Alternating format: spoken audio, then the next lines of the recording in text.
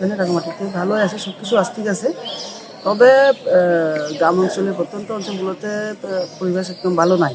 এই গণতান্ত্রিক যে একটা অধিকার, ভোট দেওয়ার যে অধিকার, এটা মানুষ এখনো কিন্তু আদায় করতে পারে না। কারণ হচ্ছে যে দুইটা সশস্ত্র গ্রুপ দুইজনকে সাপোর্ট দেওয়ার পরে যে পরিবেশটা তৈরি হয়েছে সেটা একেবারে অগণতান্ত্রিক এবং মানবাধিকার লঙ্ঘন। নিজেদের ভোটের অধিকার লঙ্ঘন মানে মানবাধিকার লঙ্ঘন। তো এটা চলতেছে।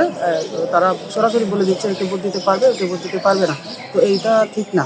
তো এখানে তবে মানুষ ভোট দিচ্ছে, দিয়ে আশা করি এখানে সুস্থভাবে ভোটটা হয়ে যাবে। কিন্তু গ্রাম অঞ্চলে কিন্তু একতরফা হবে। যদি মানুষ ঠিক মতো ভোট দিতে পারতো বা পারে, যদি পারে তাহলে কিন্তু আমি এই ব্যাপারে আশাবাদী। যেহেতু আমি একমাত্র নারী প্রার্থী, আমি নারীদের জন্য শুধু না, আমি রাঙামাটির সকল জনগণের জন্য কাজ করেছি দীর্ঘ 17 বছর। তো অবশ্যই সরকার পতনের পরে দীর্ঘ 17 মাস ধরে আমি মানুষের জন্যই কাজ করছি।